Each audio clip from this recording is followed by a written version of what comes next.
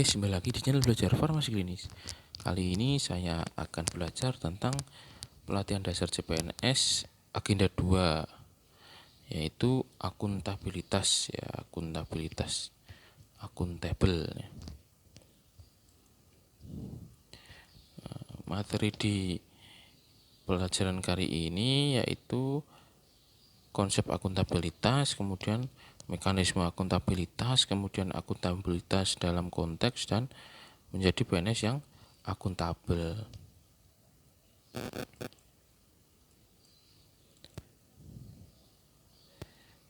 Yang pertama adalah konsep akuntabilitas ya. Jadi ada perbedaannya antara akuntabilitas dan responsibilitas ya. Apa sih perbedaannya? Untuk akuntabilitas ini adalah kewajiban pertanggungjawaban yang harus dicapai. Kewajiban pertanggungjawaban yang harus dicapai. Jadi tanggung jawab ya. Kemudian bagaimana dengan responsibilitas? Responsibilitas itu adalah kewajiban untuk bertanggung jawab ya. Jadi sama-sama kewajiban, sama-sama tanggung jawab ya. Kalau akuntabilitas ini harus dicapai ya, kewajiban pertanggungjawaban yang harus dicapai. Kalau responsibilitas, kewajiban untuk bertanggung jawab. Kemudian untuk definisi akuntabilitas sendiri, akuntabilitas merujuk pada kewajiban setiap individu atau kelompok atau institusi untuk memenuhi tanggung jawab yang menjadi amanahnya, yaitu menjamin terwujudnya nilai-nilai publik. Nilai-nilai publiknya itu apa ya?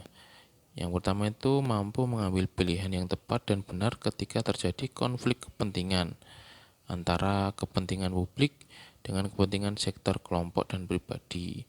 Kemudian memiliki pemahaman dan kesadaran untuk menghindari dan mencegah keterlibatan PNS dalam politik praktis. Kemudian memperlakukan warga secara sama dan adil dalam menyelenggarakan pemerintahan dan pelayanan publik. Dan yang terakhir menunjukkan sikap dan perilaku yang konsisten dan dapat diandalkan sebagai penyelenggara pemerintahan.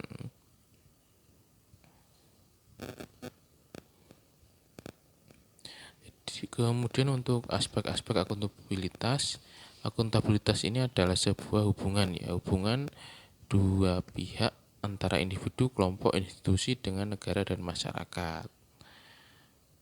Kemudian membutuhkan laporannya itu laporan kinerja individu dan institusi. Kemudian berorientasi pada hasilnya itu apa sih?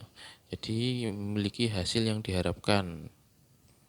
Aparat pemerintah yang bertanggung jawab, adil, inovatif, hasil maksimal. Kemudian membutuhkan konsekuensinya itu kan ini berhubungan dengan tanggung jawab, itu ada sanksi atau penghargaan. Kemudian untuk memperbaiki kinerja PNS dalam memberikan pelayanan masyarakat.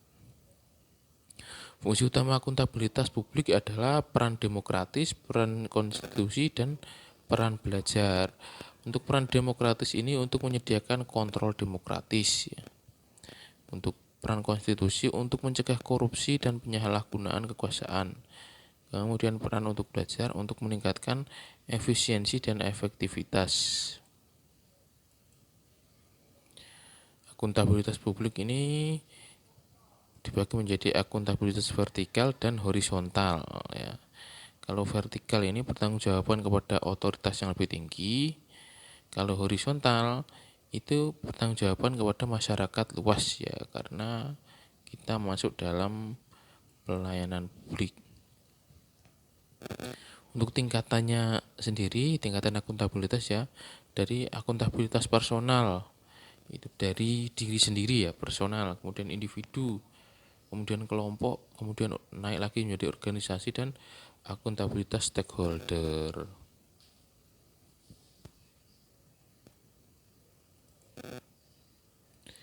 Selanjutnya mekanisme akuntabilitas. Untuk dimensi akuntabilitas ini, akuntabilitas kejujuran dan hukum terkait dengan kepatuhan terhadap hukum dan peraturan yang berlaku. Kemudian akuntabilitas proses Kemudian akuntabilitas program. Apakah tujuan yang ditetapkan dapat tercapai? Apakah ada alternatif program lain yang memberikan hasil maksimal dengan biaya minimal? Kemudian akuntabilitas terkait dengan pertanggungjawaban pemerintah atas kebijakan yang diambil. Jadi dimensinya akuntabilitas ini kan hubungannya itu dengan tanggung jawab ya. Kemudian selanjutnya mekanisme akuntabilitas birokrasi Indonesia. Perencanaan strategis ya RPJP, RPJM, RKP, Renstra, rencana dan strategi, kemudian SKP. Menciptakan lingkungan kerja yang akuntabel, ada kepemimpinan, integritas, keadilan, transparan, tanggung jawab, kepercayaan, keseimbangan, kejelasan, dan konsisten. 5 langkah dalam framework akuntabilitas. Yang pertama itu tentukan tujuan dan tanggung jawab, kemudian rencanakan, kemudian lakukan implementasi setelah direncanakan, kemudian berikan laporan dan berikan evaluasi perbaikan. Akuntabilitas dalam konteks ya, akuntabilitas dalam organisasi ini transparan dan akses informasi, kemudian praktek kecurangan, kemudian penggunaan sumber daya milik negara, kemudian penyimpanan dan penggunaan data informasi pemerintah dan konflik kepentingan. Ini problem-problem dari akuntabilitas dalam organisasi.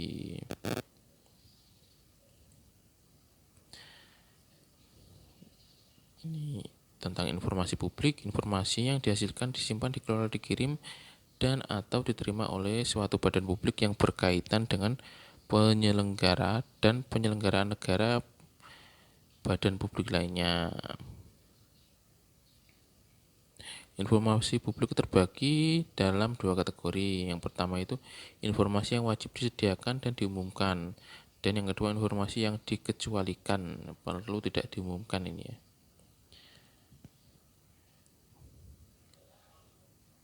Kemudian prinsip keterbukaan informasi ini, informasi harus utuh dan benar, informasi proaktif, kemudian permintaan tidak perlu disertai alasan, dan maksimum akses limited exemption. Fraud dan perilaku korup dibandingkan dengan penggunaan sumber daya milik negara. Fraud ini penyalahgunaan kewenangan ya,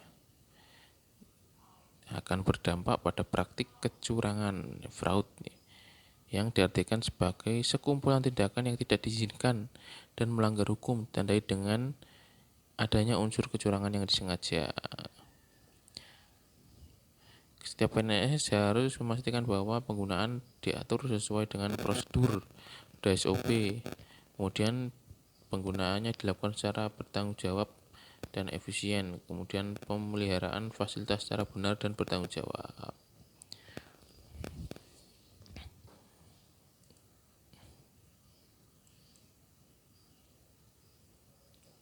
Menjadi PNS yang akuntabel. PNS yang akuntabel itu seperti apa sih ya? PNS yang akuntabel adalah PNS yang mampu mengambil pilihan yang tepat ketika terjadi konflik kepentingan, tidak terlibat dalam politik praktis, melayani warga secara adil dan konsisten dalam menjalankan tugas dan fungsinya.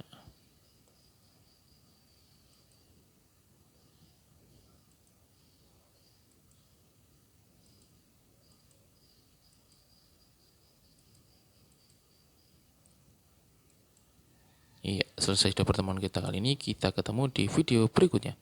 Salam belajar farmasi klinis. Semangat belajar.